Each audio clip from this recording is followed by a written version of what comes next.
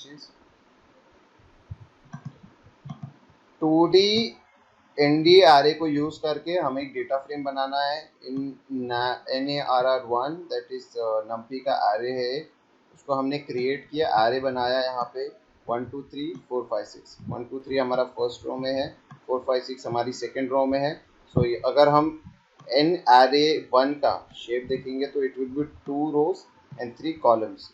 Once we create this array and उसको मैं data frame वाले फंक्शन में डालता हूँ, so it will give me a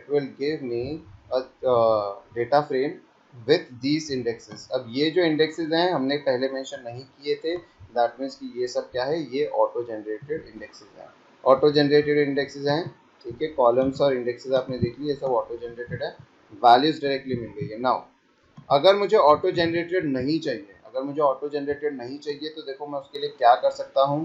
columns के लिए देखो, कॉलम नाम से मैंने डाला 1 2 3, मैंने डाल दिया, देखो 1 2 3 यहाँ पे डाल दिया 3 कॉलम्स के लिए। क्या हो गया प्राची, 1 2 3 मैंने डाल दिया कॉलम नेम्स के लिए, यानी कि पहले जो मेरे पास कॉलम नेम्स थे, कॉलम गाइज मेरे पास कौन से थे पहले, ये देखो ऑटो जनरेटेड कॉलम्स थे 0 1 2।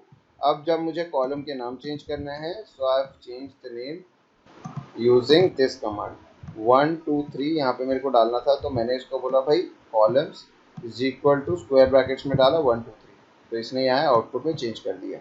अगर मुझे इंडेक्सेस को भी चेंज करना है, अगर मुझे इंडेक्सेस को भी चेंज करना है तो उसके लिए देखो मैंने क्या किया, NARR कॉलम्स के लिए मैंने डाला देखो फर्स्ट सेकंड थर्ड, इंडेक्सेस के लिए डाला मैंने ABC। तो आउटपुट में आप देख सकते हो, देखो कॉलम्स का नाम अभी क्या हो गया 1 2 3 हो गया है, ठीक है। इंडेक्सेस का नाम क्या हो गया है ABC, simple as it is.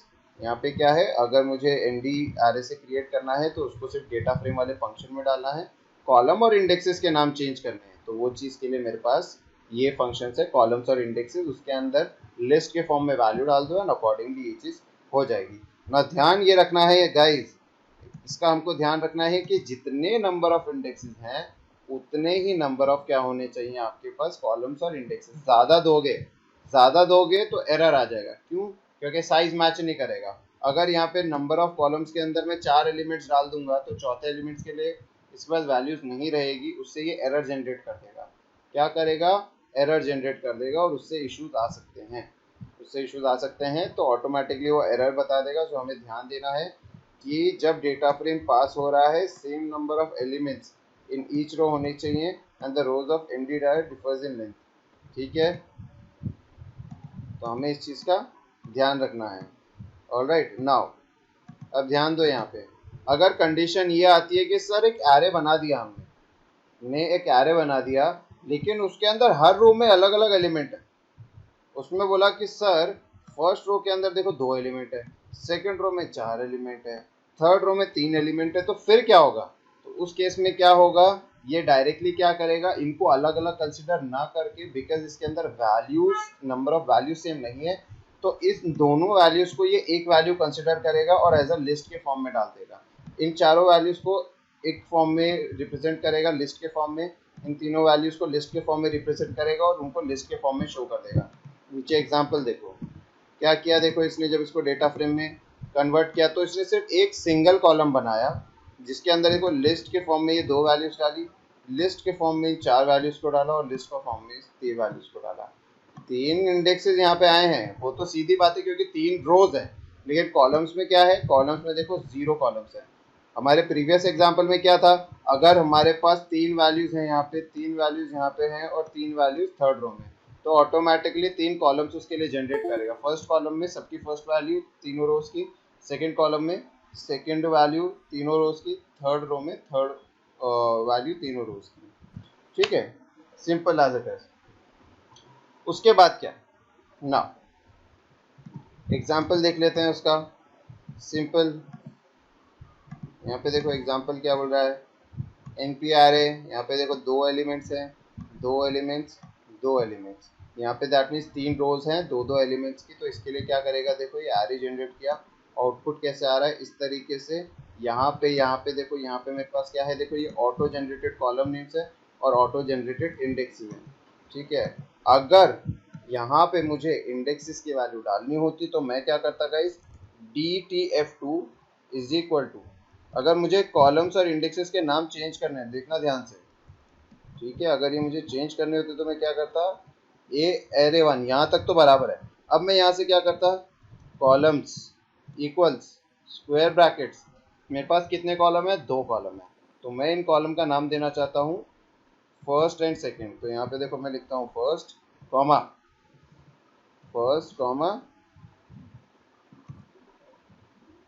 फिर यहाँ पे देखो वापस ये डबल कॉलम है सेकंड, ठीक है, कॉलम का नाम खत्म हो गया, ठीक है। उसके बाद इंडेक्सेस का नाम डालना है अभी, इंडेक्स, इंडेक्स यहाँ पे डाला इक्वल्स टू, ठीक है, फिर यहाँ पे क्या बोलूँगा मैं, स्क्वायर ब्रैकेट्स मैंने डाल दिया, स्क्वायर ब्रैकेट्स डाल के अब मुझे क्या है, तीनों रोज का नाम देना है। तो रोज के लिए मैं क्या डिसाइड करना चाहता हूँ, रोज के लिए मैं क्या बोलना चाहता हूँ, इसके लिए चलो ले लेते हैं कैपिटल ए, कैपिटल बी और कैपिटल सी। 3 तरीके हैं जिनसे क्या मतलब ये दोनों चीज़ें हैं जो इसके अंदर डाल सकता हूँ। तो अब इसका आउटपुट कैसे दिखेगा, यहाँ पे जो कॉलम नेम्स हैं, इन कॉलम नेम्स की जगह क्या आ जाएगा, फर्स्ट और सेकंड, और ये जो 3 रोज हैं, इन 3 रोज की जगह क्या आ जाएगा, ए कैपिटल बी और कैपिटल सी। ये 3 चीज़ें यहाँ पे गाइस आ जाएगी। ऑलराइट, उसके बाद वाला एक और एग्जांपल भी देख लो, क्या है उसके लिए, write a program to create a data frame from a 2D array as shown below. पहले तो 2D एरे बना लो, उसके बाद उसको डेटा फ्रेम के कमांड में डाल दो, दैट्स इट, कुछ है ही नहीं इसके अंदर। तो यहाँ तो देखो उसने क्या किया है, यहाँ क्या कर दिया इसने, देखो एक एरे क्रिएट किया 2D वाला। कैसे किया देखो, फर्स्ट वाले में 101 113 124, फिर 130 140 200, उसके बाद देखो क्या बोल रहा है 115 216 217, ये 3 चीज़ें हो गई, और pd डॉट डेटा फ्रेम यहाँ पे ये चीज़ हो गई, ठीक है। वेरी सिंपल, कोई इशू नहीं होना चाहिए यहाँ पे आप लोगों के पास। देन फिर उसको देखो लास्ट में क्या कर दिया, इसको देखो डेटा फ्रेम की कमांड में डाल दिया, एंड इवेंचुअली देखो आउटपुट कैसे मिल रहा है, with auto generated indexes and auto generated column names. ये दोनों चीजें यहाँ पे क्लियर हो गई। अब नेक्स्ट चीज देखो, यहाँ पे देखो क्या बोल रहा है, creating data frames from 2D dictionary with values as series. Simple, यहाँ पे देखो अभी तक एनडी एरे हमने यूज किया, देन डिक्शनरी, अब हम कौन सा यूज कर रहे हैं, हम सीरीज यूज कर रहे हैं। नाउ सीरीज आप लोगों को पता है कि भाई सीरीज तो क्या है, 1 डायमेंशनल एरे होता है। सीरीज क्या होती है, 1 डायमेंशनल होता है। तो उसको मैं 2D के अंदर कैसे करूं, तो इसमें बोलने का मतलब देखो, इसको कैसे देखो 2D डिक्शनरी के अंदर यूज किया जाएगा।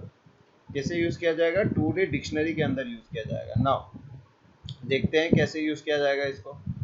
यहाँ पे देखो सीरीज मैंने क्रिएट की विथ 20 36 44 एलिमेंट्स के। एक और सीरीज मैंने क्रिएट की जिसके अंदर क्या लिखा है, 1,66,000 2,46,000 एंड उसमें थर्ड वैल्यू है 5,63,000। 2 सीरीज है मेरे पास। मैंने क्या किया, 2 सीरीज यहाँ पे आ गई मेरे पास। अब यहाँ पे देखो मैंने ये डिक्शनरी क्रिएट की स्कूल, उसके अंदर फर्स्ट की है पीपल, और पीपल का देखो वैल्यू क्या है, स्टाफ, जो कि क्या है, एक हमारे पास सीरीज है। सिमिलरली देखो अमाउंट नाम की एक मेरे पास क्या है की है, उसके अंदर देखो वैल्यू क्या है, सैलरी, और सैलरी जो कि क्या है मेरे पास एक सीरीज है। यानी कि 2 सीरीज को एज अ वैल्यू यूज किया है डिक्शनरी के अंदर। क्या यूज किया है, एज अ डिक्शनरी के अंदर। अब जब मैं इसको देखो यहाँ पे प्रिंट करता हूँ, अब मैंने बोला भाई इनके कॉम्बिनेशन को, ये जो स्कूल डिक्शनरी है इसको किस में करो, डेटा फ्रेम में कन्वर्ट करो। तो स्कूल बोलता है कि देखो पहले तो मेरी क्या है, ये 2 कीज हैं, पीपल एंड अमाउंट। तो डेटा फ्रेम बोलेगा ठीक है, इनको कॉलम नेम्स बना दो, तुम कॉलम नेम्स बना दिया। फिर बोलता है वैल्यूज बताओ, स्टाफ बोलता है, तो स्कूल बोलता है स्टाफ मेरी वैल्यू है पीपल की के ऊपर। स्टाफ के पास जाता है, बोलता है ये तो सीरीज है, सीरीज में वैल्यू है 20 36 40। तो यहाँ पे देखो पीपल की वैल्यूज गाइस क्या आ गई, 20 36 44। सिमिलरली अमाउंट की के पास जाता है, अमाउंट की को बोलता है भाई तेरी वैल्यू क्या है, सैलरीज, सैलरीज तो सीरीज है, सेम जिस तरीके से लिस्ट के अंदर लिखा होता है उस तरीके से उसको क्या करता है, प्रिंट कर देता है, उसी तरीके से प्रिंट कर देता है। ऑटो जनरेटेड इंडेक्सेस यहाँ पे यूज हो रहे हैं, ऑटो जनरेटेड इंडेक्सेस यहाँ पे क्या हो रहे हैं, यूज हो रहे हैं। Are we clear with this, simple. नहीं समझ में आया तो बताना। ऑलराइट, यहाँ पे देखो क्या बोल रहा है, नाउ कंसिडर टू सीरीज, क्या बोल रहा है, now consider two series staff and salaries that stores the number of people in various office branches and salaries distributed in branches respectively. Write a program to create another series about that stores average salaries per branch. इसका मतलब देखो question में क्या बोल रहा है, हमारे पास previous explanation में था कि भाई टोटल सैलरीज कितनी है उस ब्रांच की और उसके अंदर टोटल बंदे कितने हैं। तो ये पूछना चाहते हैं कि एक एवरेज बंदे की उसके अंदर उस पर्टिकुलर ब्रांच में एवरेज बंदे की सैलरी कितनी है। सिंपल फॉर्मूला है, जितनी टोटल सैलरी है divide by total number of people कर दो।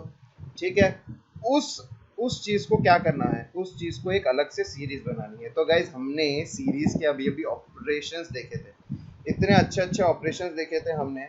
ठीक है, कि हम दो सीरीज को डिवाइड कर देंगे तो हर एक वैल्यू जो है उसकी करस्पॉन्डिंग वैल्यू, अगर सीरीज 1 है उसकी फर्स्ट वैल्यू को सीरीज 2 की फर्स्ट वैल्यू से डिवाइड होगा, सीरीज 1 की सेकंड वैल्यू सीरीज 2 की सेकंड वैल्यू से, सीरीज 1 की थर्ड वैल्यू सीरीज सेकंड की थर्ड वैल्यू से डिवाइड होगी। तो ये हमने ऑलरेडी सीरीज के ऑपरेशंस में पढ़ लिया था, राइट। अब यहाँ पे बोल रहा है सेम चीज यूज करके उसको क्या करना है, एवरेज सैलरी निकालनी है। तो कुछ नहीं है, import pandas PD, import numpy as numpy, ये बेसिक कोड्स यहाँ पे आ गए। सीरीज देखो क्या क्रिएट हुई 20, 36, 44 जो कि हमारे प्रीवियस एग्जाम्स में थी। अगेन सीरीज हुई है, देखो ये सेम सीरीज हुई है वहाँ पे जो हमारे प्रीवियस एग्जाम्पल में थी। Might be some values change हो गई यहाँ पे गाइस, उससे फर्क नहीं पड़ रहा है, यहाँ पे वैल्यूज चेंज हुई है। अब देखो यहाँ पे क्या किया है, salaries divide by total number of people, right. यहाँ पे करस्पॉन्डिंग सैलरी, यहाँ पे देखो क्या था, जिस ब्रांच में 20 बंदे हैं उनकी टोटल सैलरी है 1,66,000, जिस ब्रांच में 36 बंदे हैं उसकी 2,46,000, जिस ब्रांच में 44 है उनकी सैलरी है 5,63,000। क्या करना है इनको, करस्पॉन्डिंग वैल्यूज अगर डिवाइड कर दूं दैट मीन्स 1,66,000 को 20 से डिवाइड कर दूं तो पर बंदे की मेरे को सैलरी मिल जाएगी। ठीक है, यहाँ पे मतलब क्या है, सैलरीज को डिवाइड कर दिया मैंने, सैलरीज डिवाइड बाय स्टाफ कर दिया और उसको किस में स्टोर कर दिया, एवरेज के अंदर।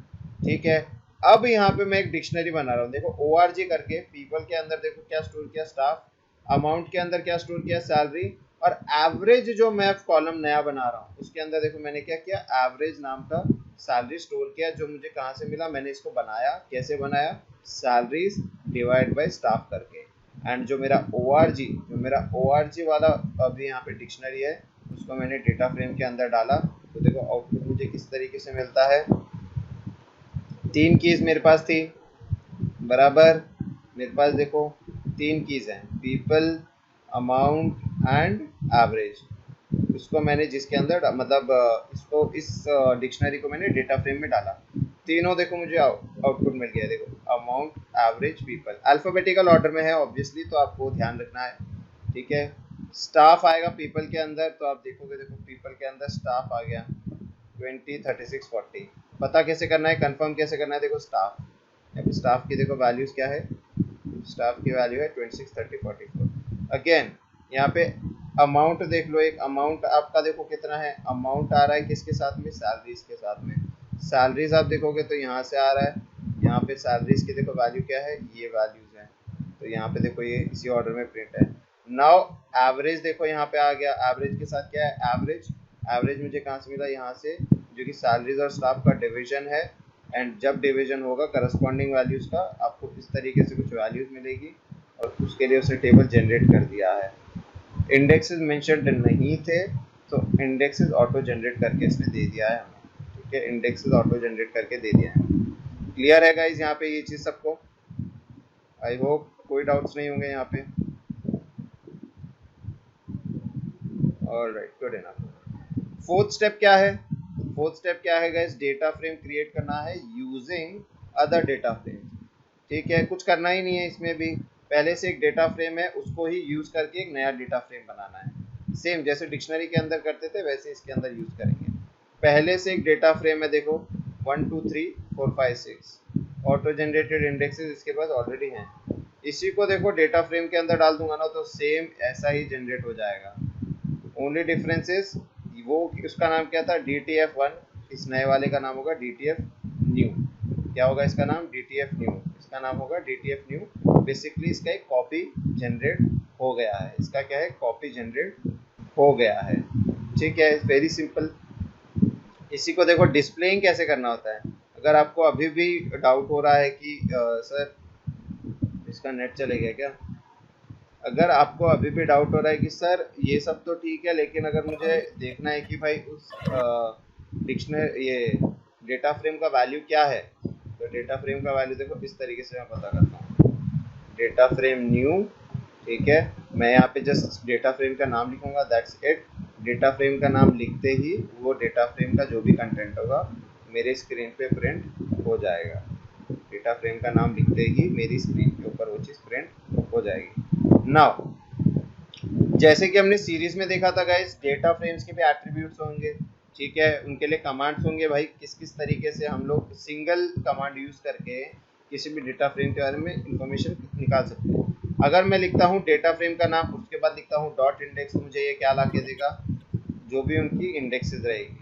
कॉलम्स लिखता हूँ तो मेरे को कॉलम्स का नाम लिख के देगा।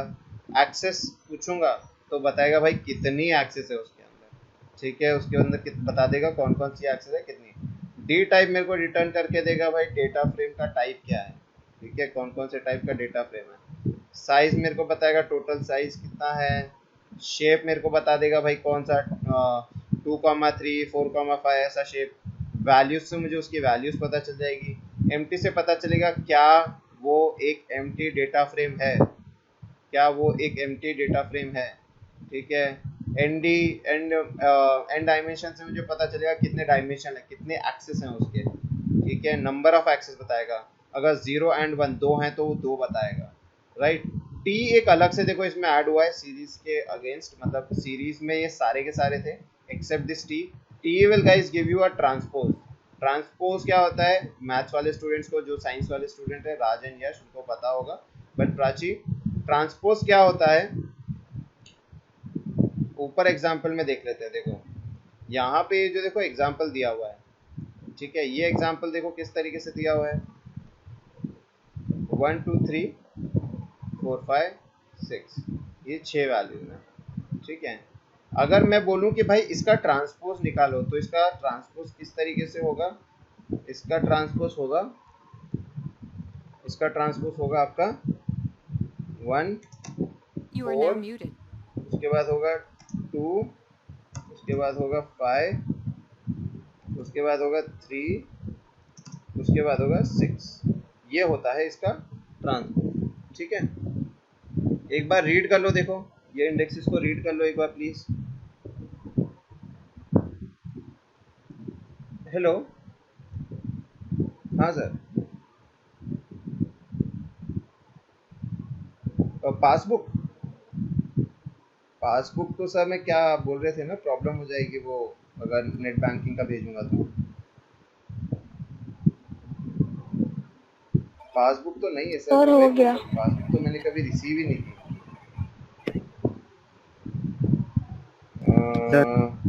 मेरे पास एक दूसरा अकाउंट है पीएनबी का, उसकी पासबुक मंगवानी पड़ेगी, मतलब फोटोज वोटोज हाँ सर। फोटोज कुछ मंगवानी पड़ेगी। यस कितना सर। टाइम है सर, कितने टाइम में भेजना पड़ेगा ये? हेलो,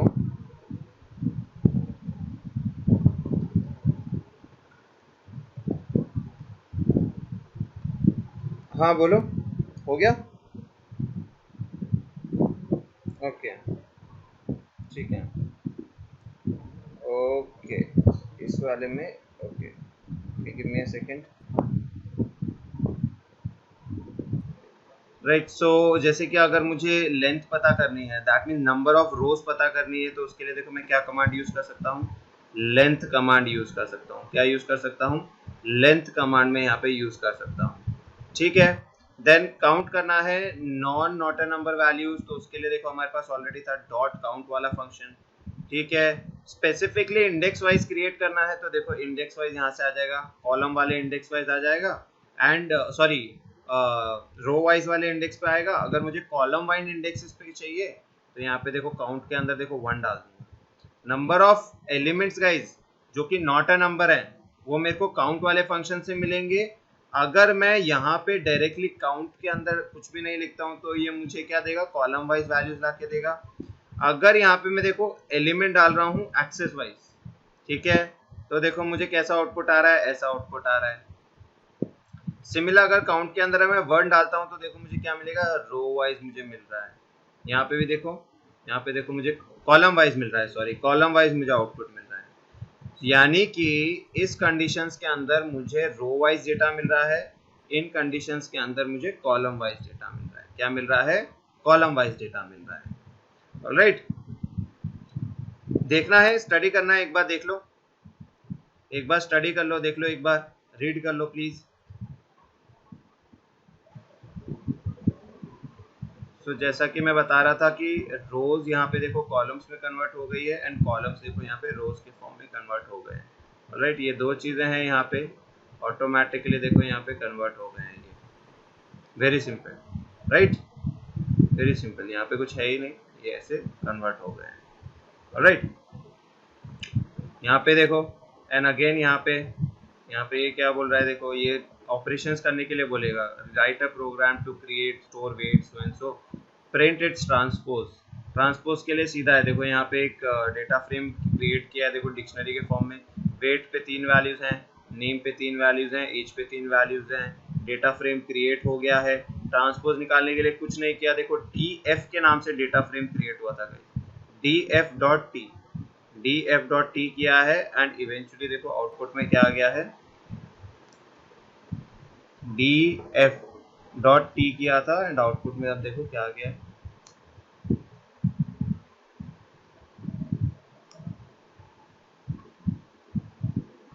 यस यहाँ सर। पे देखो क्या था, यहाँ पे अगर किसी भी डेटा फ्रेम की वैल्यूज हमको पता करनी है तो हम डायरेक्टली dfm जो भी हमारा डेटा फ्रेम है उसकी वैल्यूज पता करने के लिए हम ये डॉट वैल्यूज वाला कमांड यूज करेंगे और उससे हमको देखो जो भी करस्पॉन्डिंग वैल्यूज है हमको आउटपुट में मिल जाएगी। जो भी करस्पॉन्डिंग वैल्यूज है वो आउटपुट में मिल जाएगी। ठीक है, यहाँ तक क्लियर है क्या, यहाँ तक क्लियर है सब?